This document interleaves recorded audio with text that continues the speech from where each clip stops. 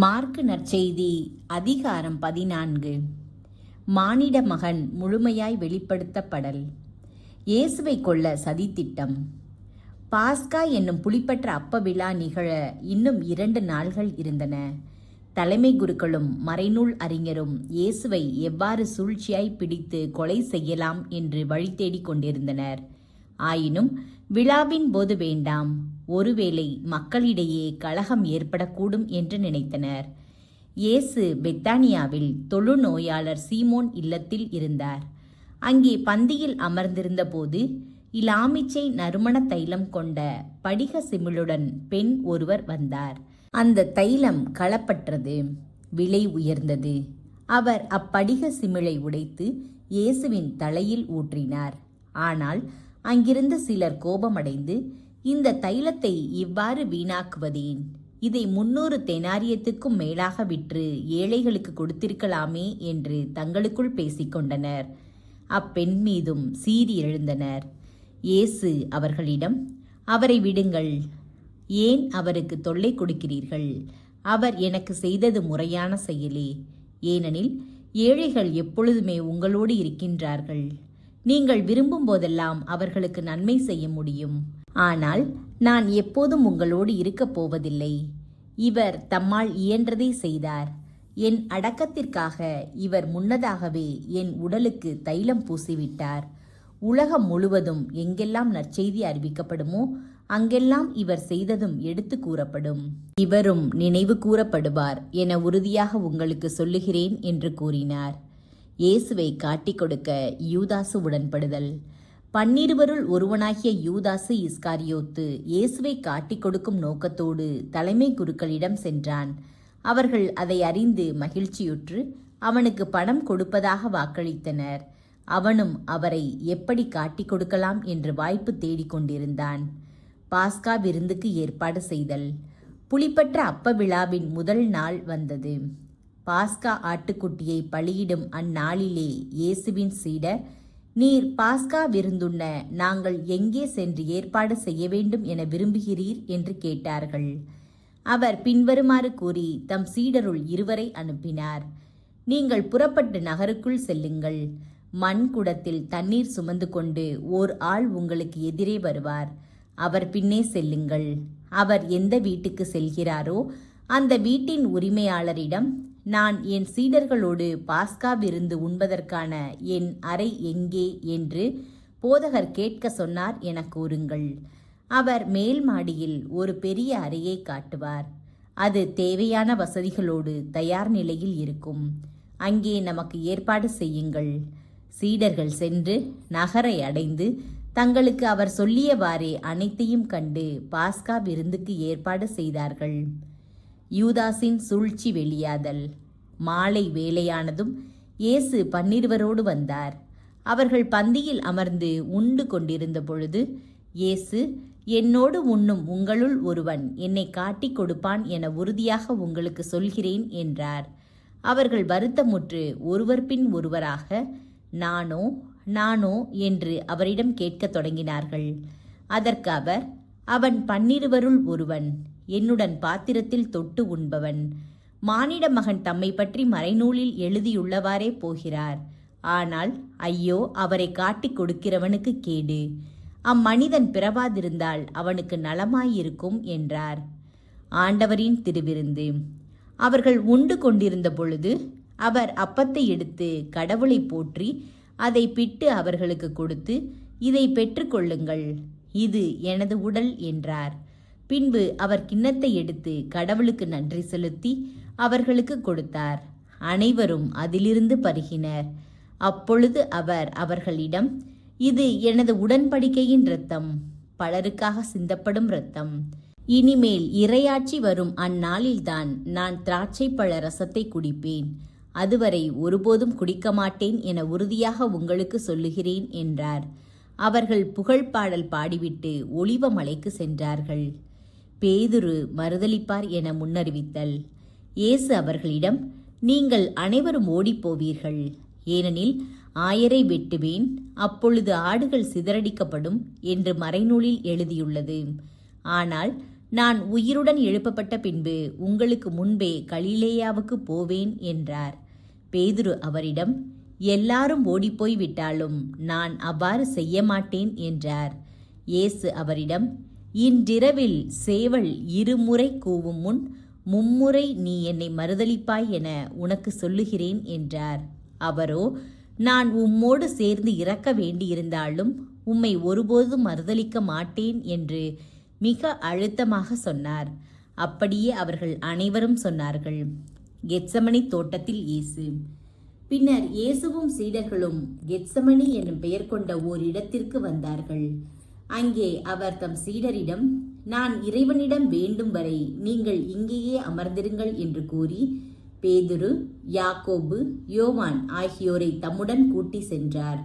அப்போது அவர் திகிலும் மனக்கலக்கமும் அடையத் தொடங்கினார்.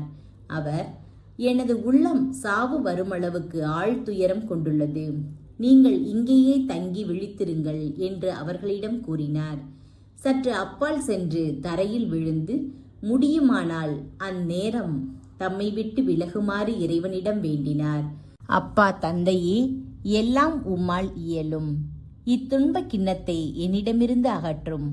ஆனாலும் என் விருப்பப்படி அல்ல, உம் விருப்பப்படியே நிகழட்டும் என்று கூறினார். அதன் பின்பு அவர் வந்து அவர்கள் உறங்கிக் கொண்டிருப்பதைக் கண்டு பேதுருவிடம், சீமோனே, உறங்கிக் கொண்டாயிருக்கிறாய்? 1 மணி நேரம் விழித்திருக்க உனக்கு வலுவில்லையா? உங்கள் மனம் ஆர்வம் உடையதுதான், ஆனால் உடல் வலுவற்றது. எனவே சோதனைக்கு உட்படாதிருக்க விழித்திருந்து இறைவனிடம் வேண்டுங்கள் என்றார். அவர் மீண்டும் சென்று அதே வார்த்தைகளை சொல்லி இறைவனிடம் வேண்டினார். அவர் திரும்பவும் வந்தபோது அவர்கள் உறங்கிக் கொண்டிருப்பதைக் கண்டார். அவர்களுடைய கண்கள் தூக்க கலக்கமாயிருந்தன. அவருக்கு என்ன மறுமொழி கூறுவது என்றே அவர்களுக்கு தெரியவில்லை. அவர் 3ஆம் முறை வந்து அவர்களை நோக்கி, இன்னும் உறங்கி ஓய்வெடுக்கிறீர்களா? போதும், நேரம் வந்துவிட்டது. மானிட மகன் பாவிகளின் கையில் ஒப்புவிக்கப்படப் போகிறார். எழுந்திருங்கள், போவோம். இதோ என்னை காட்டிக் கொடுப்பவன் நெருங்கி வந்துவிட்டான் என்று கூறினார். இயேசுவை காட்டிக் கொடுத்தலும் கைது செய்தலும். இயேசு தொடர்ந்து பேசிக் கொண்டிருந்த போது 12 ஒருவனான யூதாசு வந்தான். அவனோடு தலைமை குருக்கள், மறைநூல் அறிஞர், மூப்பர் ஆகியோர் அனுப்பிய மக்கள் கூட்டம் வாள்களோடும் தடிகளோடும் வந்தது. அவரை காட்டிக் கொடுக்கவிருந்தவன், நான் ஒருவரை முத்தமிடுவேன், அவர்தாம் இயேசு, அவரை பிடித்து காவலோடு கொண்டு போங்கள் என்று அவர்களுக்கு அடையாளம் சொல்லியிருந்தான். அவன் வந்ததும் உடனடியாக அவரை அணுகி ரபி என கூறிக்கொண்டே அவரை முத்தமிட்டான். அவர்களும் அவரை பற்றி பிடித்து கைது செய்தனர்.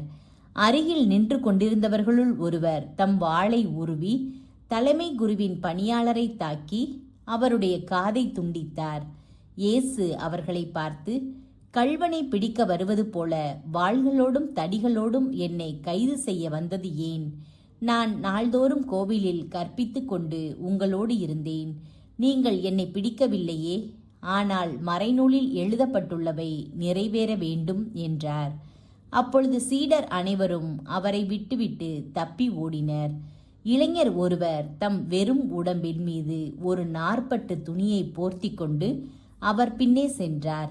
அவரை பிடித்தார்கள். ஆனால் அவர் துணியை விட்டுவிட்டு ஆடையின்றி தப்பி ஓடினார். தலைமை சங்கத்தின் முன்னிலையில் இயேசு. அவர்கள் இயேசுவை தலைமை குருவிடம் கூட்டி சென்றார்கள். எல்லா தலைமை குருக்களும் மூப்பர்களும் மறைநூல் அறிஞர்களும் ஒன்று கூடினார்கள். பேதுரு தொலையில் அவரை பின்தொடர்ந்தார். தலைமை குருவின் வீட்டு உள்முற்றம் வரை வந்து காவலரோடு உட்கார்ந்து நெருப்பின் அருகே அவர் குளிர் காய்ந்து கொண்டிருந்தார். தலைமை குருக்களும் தலைமை சங்கத்தார் அனைவரும் இயேசுவுக்கு மரண தண்டனை விதிக்க அவருக்கு எதிராக சான்று தேடினார்கள். ஆனால் ஒன்றும் கிடைக்கவில்லை. பலர் அவருக்கு எதிராக பொய் சான்று சொன்னார்கள். ஆனால் அச்சான்றுகள் ஒன்றுக்கொன்று முரண்பட்டிருந்தன. சிலர் எழுந்து, மனித கையால் கட்டப்பட்ட இந்த திருக்கோவிலை இடித்துவிட்டு கையால் கட்டப்படாத வேறொன்றை 3 நாளில் நான் கட்டி எழுப்புவேன் என்று இவன் சொல்ல கேட்டோம் என்று அவருக்கு எதிராக பொய் சான்று கூறினர். அப்படியும் அவர்களுடைய சான்று ஒத்து வரவில்லை. அப்பொழுது தலைமை குரு எழுந்து அவர்களின் நடுவே நின்று, இவர்கள் உனக்கு எதிராக கூறும் சான்றுக்கு மறுமொழி ஒன்றும் கூறமாட்டாயா என்று இயேசுவை கேட்டார். ஆனால் அவர் பேசாதிருந்தார். மறுமொழி ஒன்றும் அவர் கூறவில்லை. மீண்டும் தலைமை குரு, போற்றுதற்குரிய கடவுளின் மகனாகிய மெசியா நீதானோ என்று அவரை கேட்டார். அதற்கு இயேசு, நானே அவர். மேலும் மானிட மகன் வல்லவராம் கடவுளின் வலப்பக்கத்தில் வீற்றிருப்பதையும் வான மேகங்கள் சூழ வருவதையும் காண்பீர்கள் என்றார். தலைமை குருவோ தம் அங்கியை கிழித்து கொண்டு, இன்னும் நமக்கு சான்றுகள் தேவையா? இவன் கடவுளை பழித்துரைத்ததை கேட்டீர்களே, உங்களுக்கு என்ன தோன்றுகிறது என்று கேட்க, அவர்கள் அனைவரும் இவன் சாக வேண்டியவன் என்று தீர்மானித்தார்கள். பின்பு சிலர் அவர் மேல் துப்பவும், அவர் முகத்தை மூடி அவரை கையால் குத்தி, இறைவாக்கினனே, யார் என சொல் என்று கேட்கவும் தொடங்கினர். காவலரும் அவரை கன்னத்தில் அறைந்தனர். பேதுரு மறுதலித்தல். அப்பொழுது பேதுரு கீழே முற்றத்தில் இருக்க, தலைமை குருவின் பணிப்பெண் ஒருவர் வந்து பேதுரு குளிர்காய்ந்து கொண்டிருக்க கண்டு அவரை கூர்ந்து நோக்கி, நீயும் இந்த நாசரேத்து இயேசுவோடு இருந்தவன்தானே என்றார். அவரோ, நீர் சொல்வது என்னவென்று எனக்கு தெரியவில்லை, புரியவும் இல்லை என்று மறுதலித்து வெளி முற்றத்திற்கு சென்றார். அப்போது சேவல் கூவிற்று. அந்த பணிப்பெண் அவரை கண்டு சூழ இருந்தவர்களிடம், இவனும் அவர்களை சேர்ந்தவன்தான் என்று மீண்டும் கூறத் தொடங்கினார். அவர் மீண்டும் மறுதலித்தார். சற்று நேரத்திற்கு பின் சூழ இருந்தவர்களும், உண்மையாகவே நீ அவர்களை சேர்ந்தவனே, ஏனெனில் நீ ஒரு கலிலேயன் என்று மீண்டும் பேதுருவிடம் கூறினார்கள். அவரோ, நீங்கள் குறிப்பிடுகின்ற இந்த மனிதனை எனக்கு தெரியாது என்று சொல்லி சபிக்கவும் ஆணையிடவும் தொடங்கினார். உடனே 2ஆம் முறை சேவல் கூவிற்று. அப்பொழுது சேவல் 2 முறை கூவும் முன் நீ என்னை 3 முறை மறுதலிப்பாய் என்று இயேசு தமக்கு கூறிய சொற்களை பேதுரு நினைவு கூர்ந்து மனம் உடைந்து அழுதார்.